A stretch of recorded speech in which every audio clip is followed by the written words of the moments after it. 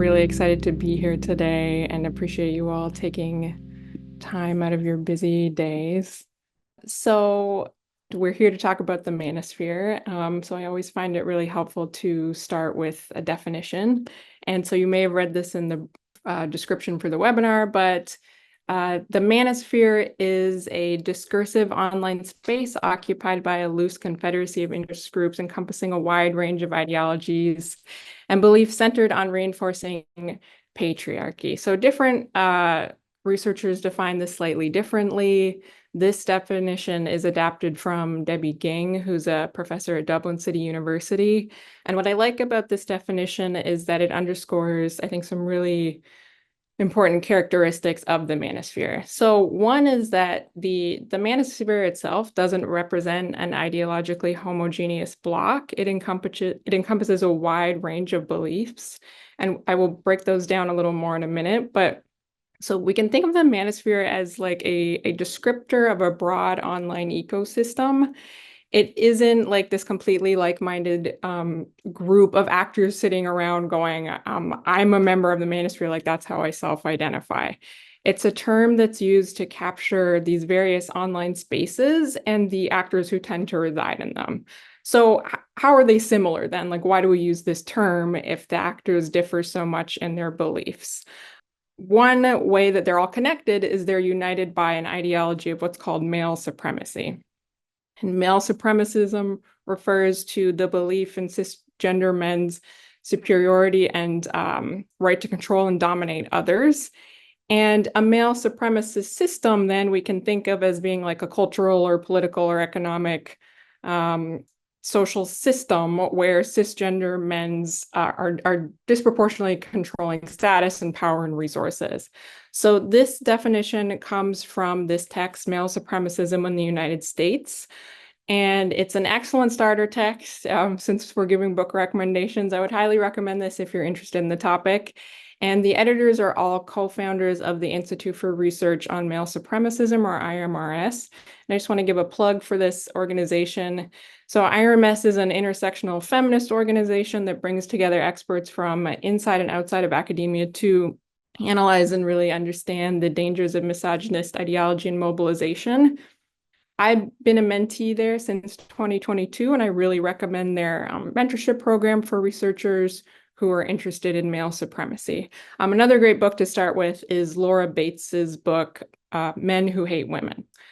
So, and since it's come up, I think it's useful to also define misogyny. And you probably are familiar with the idea of misogyny as like being akin to hatred of women or something of that nature. So Kate Mann, though, she's a professor of philosophy at Cornell University.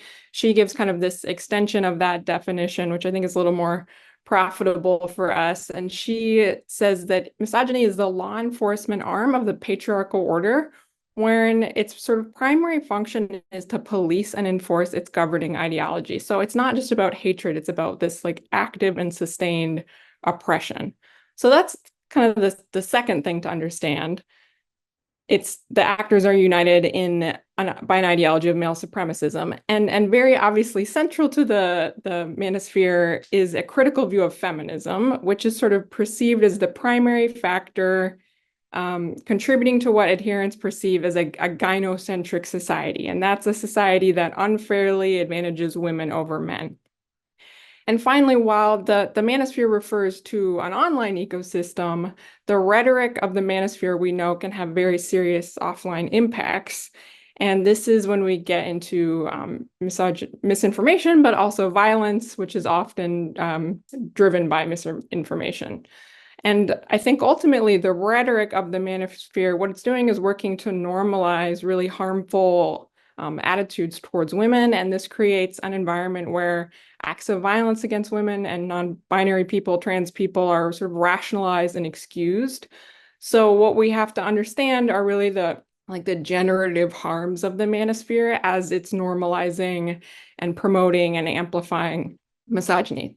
So I said I would get into these distinct ideologies of the manosphere, and there's been like a lot of research done about this already that sort of delineates these belief systems, but so I won't get into too much detail, but just in case you aren't familiar with these different groups. So first, probably the most well-known group are misogynist incels, and IRMS recommends distinguishing between incels and misogynist incels. And the portmanteau incel, which stands for involuntary celibate, was actually coined by a Canadian woman in the early 90s. Her name was Alana. She was just sort of frustrated by her lack of success with dating, so she created this site with a message board, Alana's Involuntary Celibacy Project, for people to just sort of commiserate. And she eventually handed off the site and sort of lost interest, and then learned after the 2014 Isla Vista attacks that the site had been hijacked by a group of men who used their lack of romantic success to justify hatred of women and violence towards women. So misogynist incels are a subculture of people who believe feminism has created a rigged, hierarchical sexual marketplace that is designed for them to fail. And if you want to read a really great book about incels, I would recommend The Incel Rebellion by Lisa Sugera. So the Isla Vista attacks, which were by no means like the last violent attacks that were fueled by a misogynistic incel ideology, are sort of arguably what brought misogynist incels to the public discourse and to the attention of the mainstream media and academics. And Alana was, of course, like super bummed. But what we should be aware of is that she did not invent the incel movement, right? And she obviously didn't invent male supremacy at large. There have always been men who feel entitled to women and their bodies. So this is nothing new. It just kind of has a new name. And it's male supremacism is really deeply rooted in our culture. It often intersects with other forms of oppression like racism. So you can think, for example, of the welfare queen label that emerged prominently in the US in the 1980s and depicted Black women as lazy and deceitful and irresponsible. This is a form of what Moya Bailey would call misogynoir, and this is sort of anti-Black racism and misogyny working together. And I would recommend her book on this topic. So misogyny is nothing new. We all know this, but the manosphere is in its current form. So what sort of contributed to its emergence? So there are sort of two things.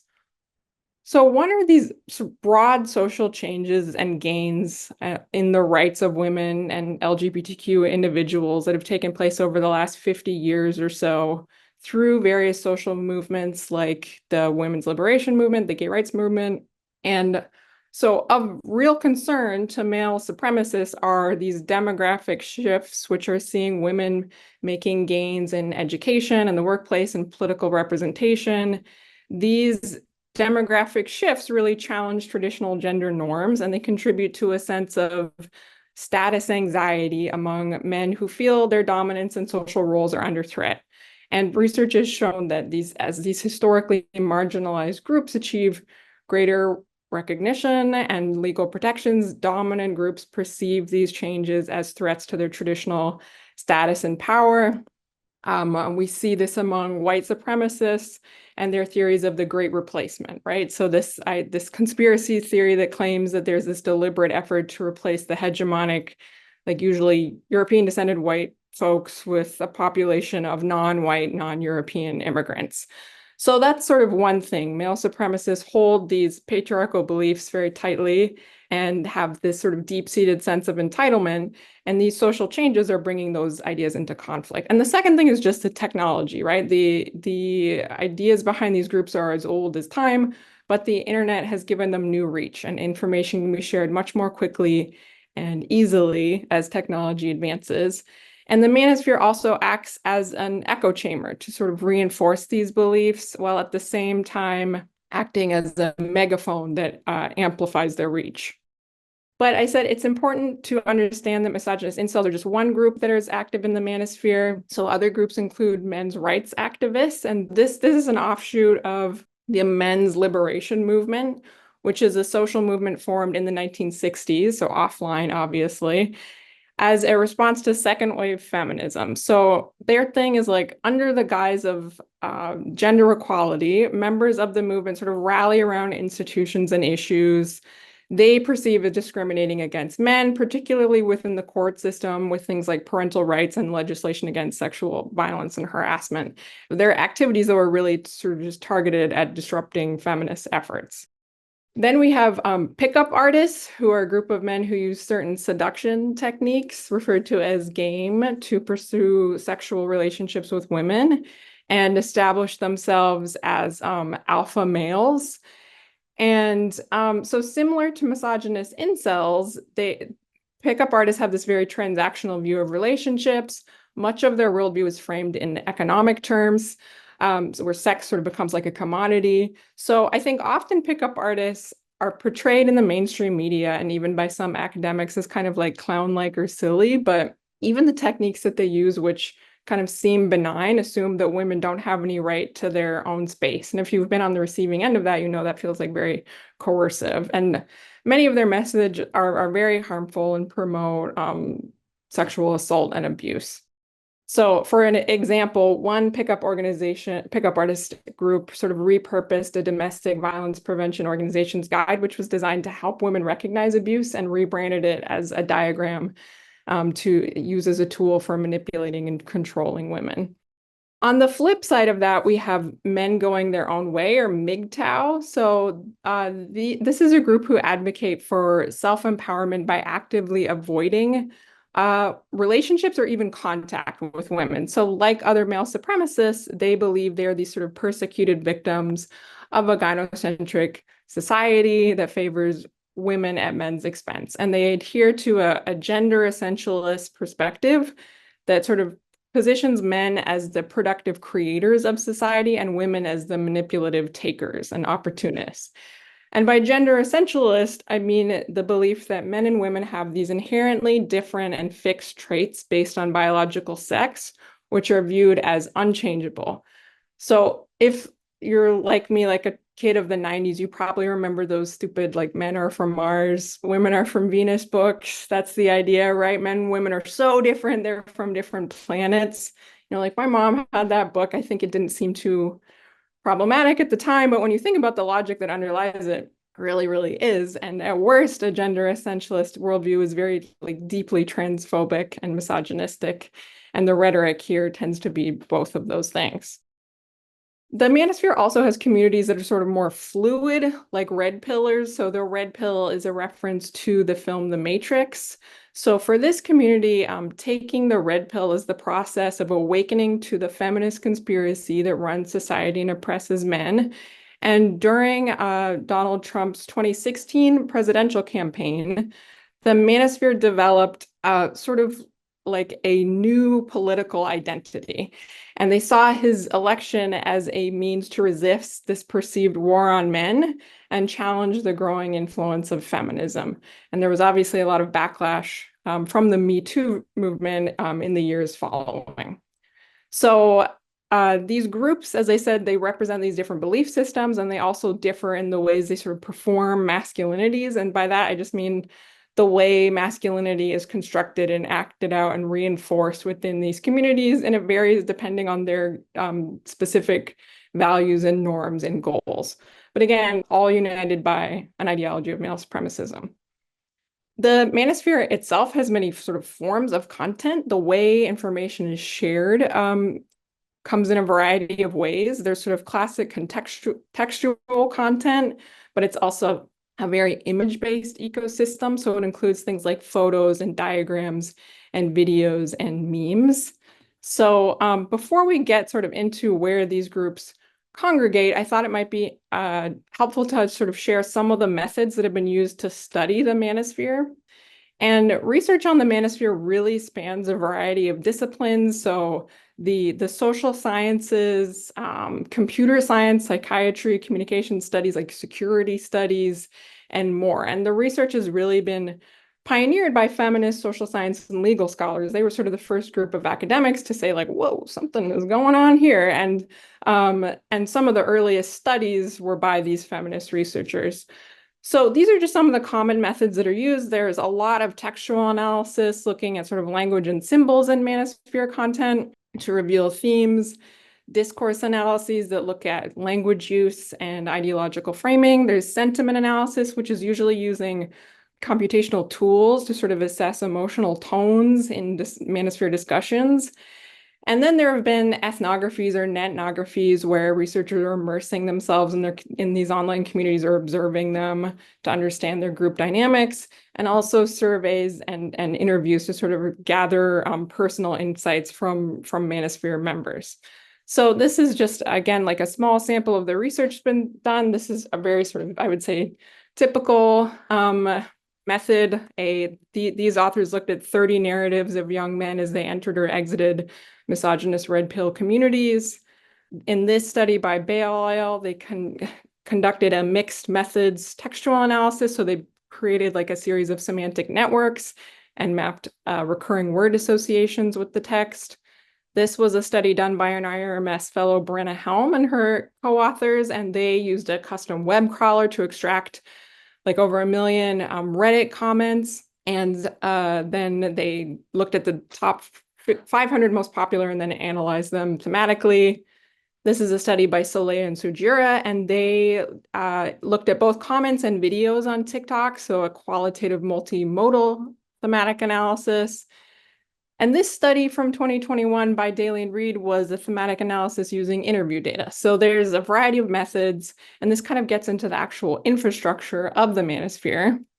So where do these groups congregate online? What are the key sites? So there are some sites that are geared towards specific populations of the Manosphere. I would say like community platforms. So incels.is, for example, has gone through many iterations.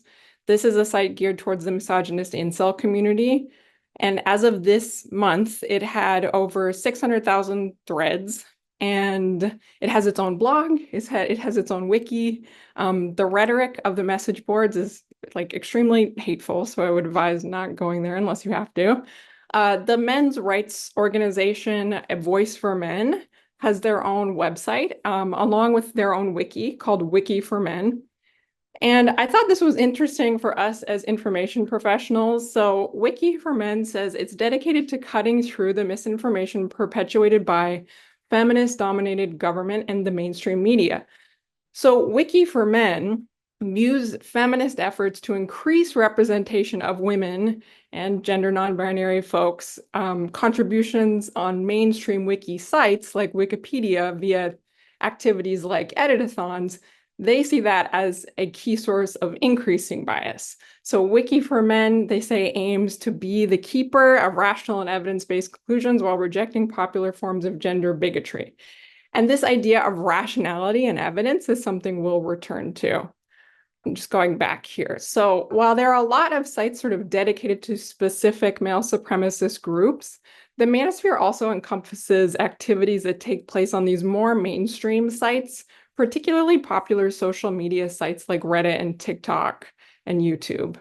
So Reddit has many subreddits that are rife with male supremacist content, like the men's rights subreddit, and Reddit will periodically ban these subreddits, but it's very much a game of sort of whack-a-mole. You ban one and another replaces it, kind of like pirate library sites. So the spread of Manosphere ideas and their presence on mainstream platforms, I think it's gotten some attention lately with the rise in the popularity of influential men's rights figures like Andrew Tate and Jordan Peterson. And if you're not familiar with those folks, you can just do like a quick Google search. That's all you need, trust me. And so these folks actively sometimes try to distance themselves from the Manosphere label, but their content is the same, right? It's the same anti-feminist, misogynist narratives. And their rise to prominence has really been aided by these mainstream platforms like TikTok and YouTube. So this is from a study that was recently done in the UK that shows that 1 in 3 men ages 16 to 29 believe Andrew Tate makes important points about masculinity and gender roles. And on TikTok, videos with the Andrew Tate hashtag have been viewed billions of times. And so these mainstream social media platforms are really playing a huge role in the normalization of male supremacist rhetoric. Even before normalization, though, is this normification process, which is basically like the online diffusion of born digital cultural stuff that comes to fruition within the fringe subculture itself before it gets dispersed to these mainstream audiences. So sort of like how their own norms develop. There's also a term called algorithmic radicalization, where social media algorithms drive users towards progressively more extreme content over time. I always think it's important to note, though, that misogyny is never happening in a vacuum. It isn't some extreme or radical thing that just exists on the fringes, right? It's embedded within American society, our institutions, our culture, our lived experiences. Misogyny and racism is so pervasive in the culture that when Sophia Noble said, I think there might be some real bias built into the search algorithms on sites like Google, no one believed her at first, right?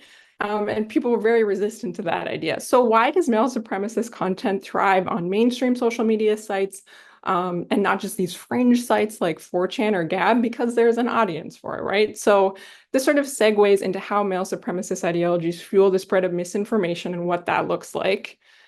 So I think a really useful place to start is understanding the narrative strategies that male supremacists are using. And by narrative strategies, I'm talking about just tactics that are used for crafting stories to achieve specific goals. So what are these stories they're trying to tell the world? What are they trying to achieve?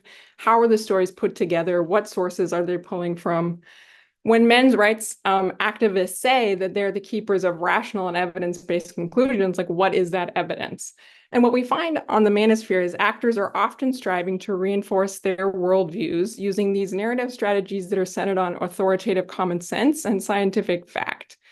So a big component of male supremacist ideologies is scientific sexism. And the philosopher Mari Rudy said scientific sexism is sort of directly tied to this process of gender profiling, or the belief that differences between the sexes are self-evident and fundamental and immutable. And it encompasses a very wide range of activities, like equating human sexuality with reproduction, dismissing any form of non-heterosexual gender expression as a revolutionary glitch. So this scientific sexism is playing a big role in crafting these narrative strategies of superiority. Priya Dixit, who's a political science professor at Virginia Polytechnic, uses the term scientification to describe framing pseudoscientific ideas as being rigorous scientific evidence. And her research shows that this is done a lot by by white supremacists. And so just as white supremacists have relied on scientification and race science to communicate their racist goals, many male supremacist actors have used scientific information and tried to position themselves as these rational, independent thinkers guided by scientific data. And a lot of this is happening through these forbidden knowledge arguments. So scientific racists claim their research is poorly appreciated because it contradicts sort of contemporary anti-racist attitudes.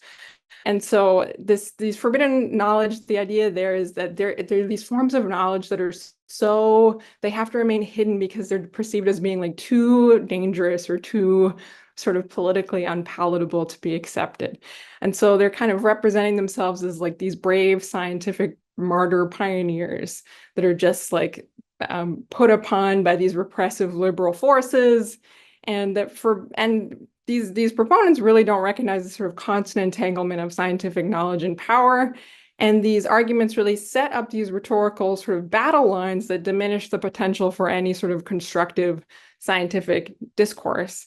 And here I think we can really take an intersectional approach to understand how scientific sexism is deeply entangled with scientific racism. So just as proponents of contemporary race science argue race is biologically and genetically determined, they also frequently endorse these gender essentialist worldviews. So these actors argue that gender is based on assigned sex as birth, it's fixed from birth, it's discrete, and this essentialist logic really underpins both scientific racism and scientific sexism, and it's a very powerful tool for maintaining these rigid gender and racial hierarchies and reinforcing assumptions of superiority. So male supremacists position their arguments, and by extension themselves, as inherently rational and logical and unemotional. Women are constructed as irrational and emotional. And Catherine Rothermel uses this term to describe this phenomenon of evidence-based misogyny, which she says is this discursive practice where Manosphere users are using evidence that's constructed as trustworthy through these connections to accepted systems of knowledge. And this obviously gives rise to a lot of really misinformed, dangerous arguments that then diffuse and migrate to offline spaces. And one thing you might be wondering is, because I sure was, do they really care about scientific information? Like, do they really care about science? Don't we live in a post-truth world, a world where no one respects scientists and experts, and where sort of facts and evidence are dismissed and ignored in favor of personal belief or these ideological narratives? It really definitely feels that way. So I would say yes, to some extent, that's definitely true.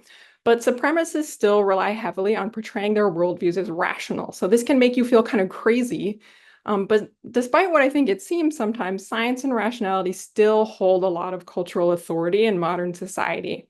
And by framing their beliefs as rational and scientific, this allows these groups to avoid engaging with moral or ethical critiques. So instead of like thinking about the harm that their views are causing, they can just they can just say they're just pointing out these uncomfortable truths and realities. It's a very defensive strategy. And so I think these things can coexist, right? Do they really care about science? In some ways, definitely not, because they seem, as we will see, rely a lot on pseudoscience. But supremacist actors will still use scientific truth and rationality as a political tool. So where are they getting this stuff from? Are they just sort of conjuring it from the air? What are the sort of specific sources? Where is this evidence coming from? So it's happening in a variety of ways. The first is that they lean really heavily into disciplines that are prone to reinforce their viewpoints. So misogynist incels, for example, use a lot of research from the field of evolutionary psychology, which sort of proposes that innate and immutable biological differences cause behavioral differences between gender. And Mara Rudy's critique of scientific sexism really targets evolutionary psychology because it's this discipline that's sort of permeated by these traditional modes of thinking. And that's what her book's about. It's really how the field is kind of forwarding these regressive ideas about gender. So this is from the incels.is wiki. So here they are boosting this evolutionary psychologist who wrote like a really insane op-ed in Psychology Today, which you can like look up on your own. And this is one from the men's rights wiki. So here they're sort of arguing, they're using evolutionary psychology to argue that women actually like really like being with partners who've committed crimes like rape and murder. They also rely a lot on just sort of straight up pseudoscience, and this is pulled from all kinds of places and just invented. So a very common tactic is using pseudoscientific language to create a veneer of scholarly authority. So just as one example, like the apex fallacy, right, which doesn't really exist. But using the term fallacy, that is, I think, like associated with logical and philosophical arguments. It kind of gives the impression that the concept has been subjected to critical thinking and scientific scrutiny and some sort of formal analysis, but it's not, right? It hasn't been. And then we have also just a lot of sort of pseudoscientific concepts and theories that are presented as being these like credible or established truths. And this use of scientific sounding language like complex or hypothesis, right? This can create perceptions of legitimacy. So they use research from fields like evolutionary psychology. They strategically use pseudoscience.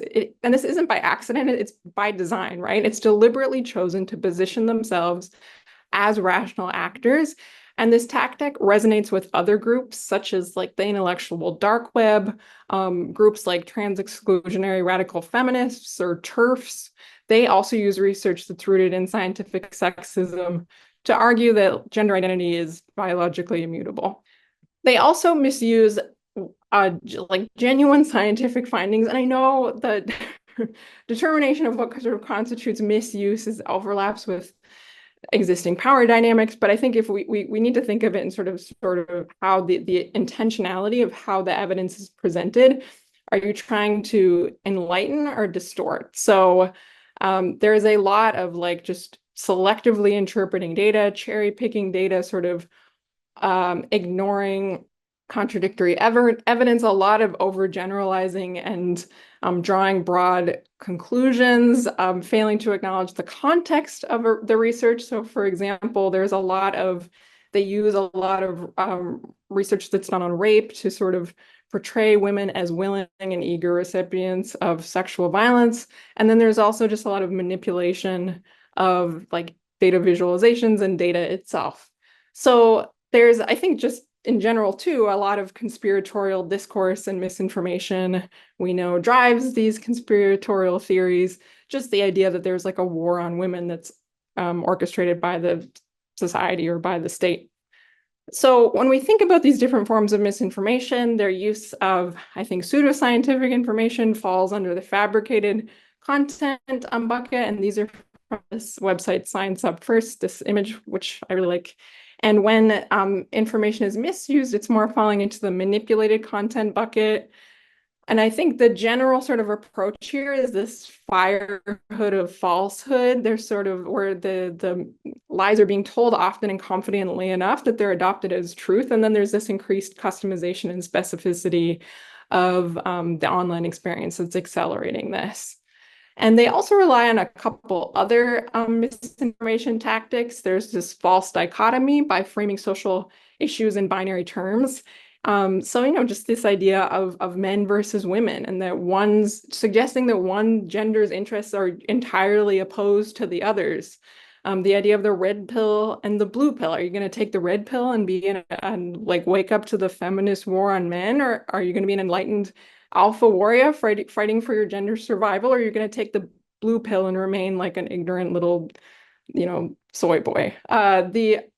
Also, the appeal to nature is used to argue that behaviors or roles that are considered natural or biological are inherently superior or desirable. So I guess I've been kind of talking for a long time. I would really like to hear from you. So in the chat, if you feel so inclined, I would love to hear you talk about this, or to respond to this question of how do you feel misinformation generated by the Manosphere impacts librarians, information professionals. So feel free to do that. And while you're doing that, I'm just going to highlight a couple ideas that I have. So the first is sort of a rise in ideological censorship. I think the gender essentialist logic that underlies the Manosphere is at the core efforts to ban books with, say, like gender-related topics, and we see this reflected a lot in the activism of organizations like Moms for Liberty that are sort of pushing these anti-LGBTQ policies and these exclusionary Christian patriarchal values in educational spaces. There's also obviously just it's very like reinforcement of harmful stereotypes and narratives that are going to show up in the classroom and at the reference desk. There's also our safe spaces for women and people of color and LGBTQ individuals being sort of compromised. And there are challenges for how we should address the idea of dangerous speech within our communities, which is speech that increases the risk of violence against certain people because of their membership in a group. And the Dangerous Speech Project has done some really great work on that idea for how to address this. The idea is that we kind of, rather than being so focused on censorship, it's that we need to be more focused on the root problems and address things like education and work on counter speech. And then I think just like a general increase in mistrust toward established information sources and professionals, and that obviously includes libraries. So here is kind of where I would start with addressing these forms of misinformation, just some sort of general strategies. The first is to understand that this is part of a long-standing, deeply rooted structural problem, and that the misogyny of the Manosphere is the same misogyny that reverberates throughout the rest of society. So recognize that it intersects with other axes of oppression like homophobia and racism. And I don't know, you might be now like, how is that supposed to make me feel better? It's kind of not, but it's going to give you at least sort of like a realistic sense of what we're up against. And for me, at least, having problems put in this broader historical social context always kind of helps me like orient my perspective. This helps us understand what is possible, what the limits are. As Laura Bates says in her book, Fix the System, Not the Women, what we need is this like wholesale restructuring of the social order. And obviously that is easier said than done, but we absolutely have to start somewhere. So I would say continue to educate yourself and your patrons about the topic. Now you know more about what the manosphere is. You can consider adding and highlighting resources on male supremacy to your library's collection. And then on the flip side, also resources and research about feminism, right? And you can continue, I would say this is obviously key, being good stewards of critical thinking and information literacy, and critical information media consumption. I have actively really tried to sort of familiarize myself more with misinformation and disinformation, and this book by Caitlin O'Connor and James Weatherall is a really good place to start. So you can try to also engage in sort of pre-bunking, which is where you're taking sort of, you're exposing people to small weakened versions of misleading information. And so, for example, you could try like pre-bunking myths about feminism. So maybe you've heard feminism is anti-men. You can explain like, actually, it's about equality and not superiority between genders. And as best you can, try to continue to support inclusive policies and spaces for your libraries. You know, libraries haven't always been inclusive places, so we always have to continue to work to make them that way.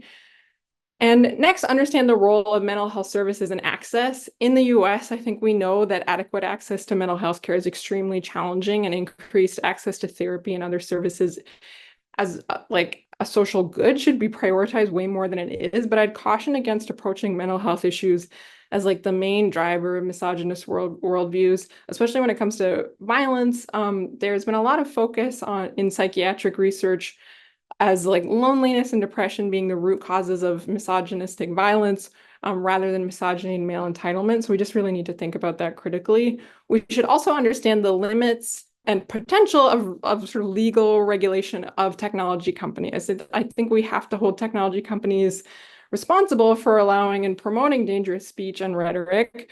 And there have been some gains in getting these companies to actually enforce their community guidelines and remove hateful content, but there are limits, right? First, there's this whack-a-mole problem. These sites are banned and they just crop up elsewhere. And second, and more importantly, is that it's not really addressing the root problem. I didn't put her article up, but I can share it later. It's Alexandria Onuoha. She's a community organizer. She has a lot of expertise in sort of digital misogynoir, and she said something along the lines of like, we can't legislate our way out of misogyny. And she works with religious leaders and educators to directly address misogynoir, and support Black men and boys by creating supportive environments to sort of discuss their issues. So I would say, though, when you see it, call out and reject the normalization of misogynist rhetoric. If, like me, you don't like interjecting in intense conversations, you can consider bystander training. It applies here. The organization Right to Be Free has really good bystander training. At your library and just in life, I think support and partner with advocacy groups and organizations that support feminist and LGBTQ and anti-racist work. And this might seem kind of broad, like this is information and you're telling me to get involved in these feminist social justice organizations. Like, why? Because the work done by those organizations combats this essentialist logic of male supremacy.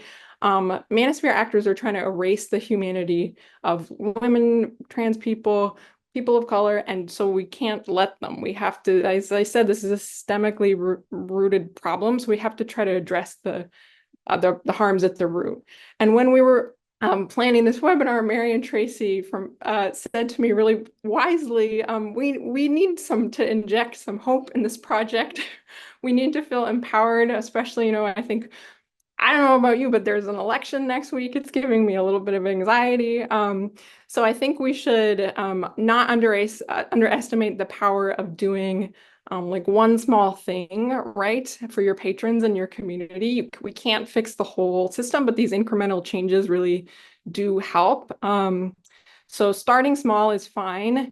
I know combating these narratives can feel really relentless, but we can start small. And like James Baldwin said, we should not despair.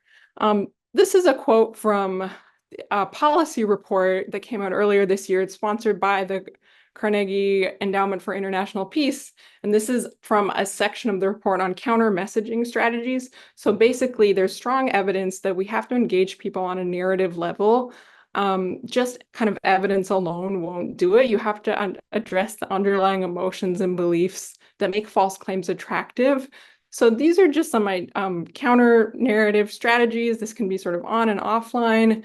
First, listen and ask questions. I know it can be hard, but people like really want to be heard. So if someone says to you, say, I want to do research on how women only care about money in romantic relationships, like, okay, tell me more about that. Tell me where you found that information. Obviously, as information professionals, we are in the business of providing reliable alternative information sources, but also I think it's important to share experience. So you could say, you know, I also had a friend who felt that way when I was in college. I think the data shows a more nuanced picture. Here's a study that looks at this. And for me, I've noticed that my family and friends tend to prioritize things like compatibility. So appeal to this kind of like human desire. And try to identify common ground, avoid ad hominem attacks. You know, personal attacks just shut down dialogue and make people defensive. And I know it's hard, but be open to dialogue because people rarely change their minds instantly. It's just sort of not how we're built. And be sure to follow up again with resources and suggest. I think this is sort of a strength we have as information professionals.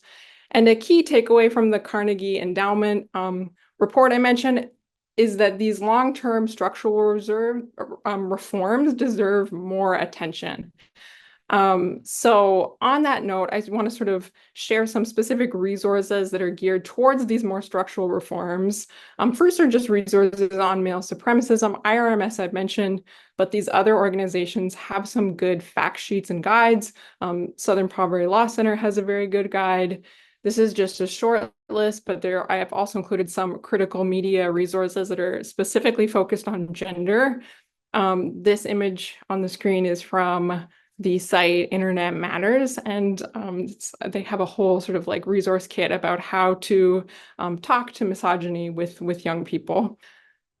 A really good way to counteract misinformation is by offering counter narratives, and a lot of that work is done by anti-hate and anti-bullying organizations. And if you do really want to get at the roots of misogyny and male supremacy, these are some feminist social justice organizations to consider getting involved with. They all have like a get involved button on their websites. And I think the more intersectional, the better. The work of this organization's Sister Song, for example, this is like a women of color reproductive justice collective. But again, like it's totally fine to start small if all you're doing is, you know, like donating a little bit of money every month. That's a fine place to start. And again, this is just a short list of LGBTQ and trans rights organizations. And because Metro is New York City based, I wanted to highlight some organizations based here. Some are actually national and just are here because New York is big, I guess, but like the National Advocates for Pregnant Women. But Girls for Gender Equality, for example, is this amazing Brooklyn-based nonprofit that sort of tries to like center Black girls and gender expansive youth of color. And obviously I'm preaching to the choir, but if you don't already, support your local library because it's a public good that promotes informed communities, and support things like local journalism, get involved in local politics to support feminist causes. So this is and this is a pretty curated list, I would say. And that was kind of by design because I think there are a lot of resources related to the manosphere, especially sort of in the like terrorism studies and security studies realm that, while well-intentioned, sort of tend to reinforce a lot of problematic narratives. But maybe now that we're moving into the discussion question, and I'd be happy to take any questions. One question I have is that if anyone thinks it would be useful to have sort of like a misinformation resource guide for information professionals, I don't know if that would be useful or something along those lines. This is my contact information. I will leave it up there for a minute. And the rest of my slides are just the citations to every study that I mentioned, and then also URLs for all the resources and the tools that I mentioned. Thank you so much, everyone. I really appreciate it. Hope you all have a good afternoon.